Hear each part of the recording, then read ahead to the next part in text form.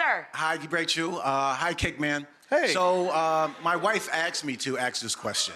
Oh, I get that too, yeah. My wife watches you, I don't watch you.